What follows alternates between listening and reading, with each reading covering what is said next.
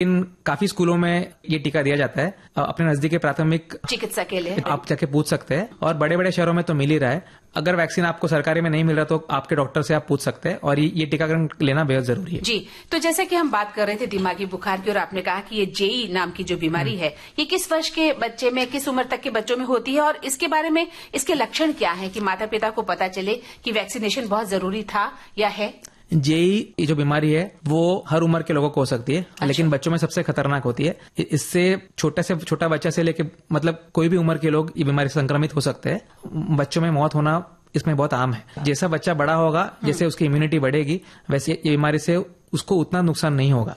सो पहले 5 साल में उसका बेहद नुकसान है। ये बीमारी में बच्चों को तेज बुखार आता है और बच्चा अचानक से खराब हो जाता है, उसको चक्कर आती है, उसको फिट आती है, उसको उल्टी होती है और कभी कभी दिमाग में सूजन होने के कारण मौत हो जाती है। तो डॉक्टर साहब, आप बात कर रहे हैं जेई की, तो ये बीमारी कैसे फैलती है? इसके लक्षण क्या क्या है? आपने कहा तेज बुखार आता है, बच्चा बहुत तेज बुखार में चला जाता है, तो इसके कारण क्या है? इस बीमारी को आने का कारण क्या है? जेई एक ऐसी बीमारी है जो आमतौर पर हर उम्र पे होती है, बट पहले 5 साल जो होते हैं आयु के, उसमें वो बीमारी काफी खराब होती है।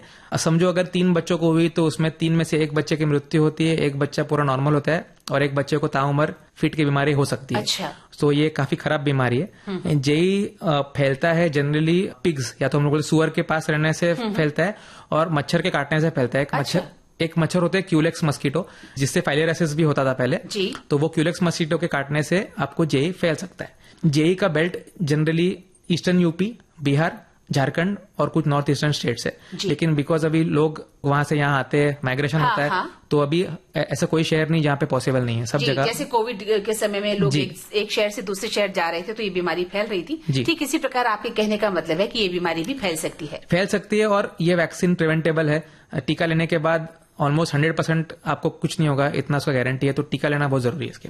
तो 0 से लेकर 15 वर्ष तक के बच्चों में और कौन कौन सी ऐसी बीमारियां होती हैं जो टीकाकरण से ठीक हो सकती हैं? कई बार माता पिता अपनी चूक की वजह से बच्चों को टीकाकरण पूरी तरह से नहीं दिलवा पाते हैं। तो आप हम ये भी बताइए कि जो माता पिता निर्धारित समय के दौरान वैक्सीनेशन की निर्धारित खुराक बच्चों को नहीं दिलवा पाते हैं, तब उन्हें क्या करना चाहिए? जैसे कुछ टीके होते हैं जो टाइम बाउंड होते हैं या तो उसी समय तक दे सकते हैं। जैसे कि पोलियो का टीका 5 साल तक ही देते हैं, उसके बाद जरूरत नहीं पड़ती। ठीक है। जैसे कुछ टीका होते हैं, जैसे कि मैंने आपको बताया रोटा वायरस 6 महीने के बाद जरूरत नहीं होती, क्योंकि 6 महीने के बाद हमारा इम्यूनिटी हमारा ख्याल रखता है। ठीक है। लेकिन बाकी टीके जो होते हैं उसकी कोई उम्र नहीं होती।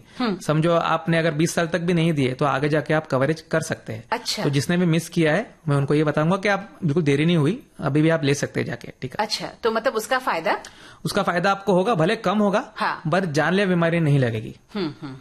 कुल मिलाकर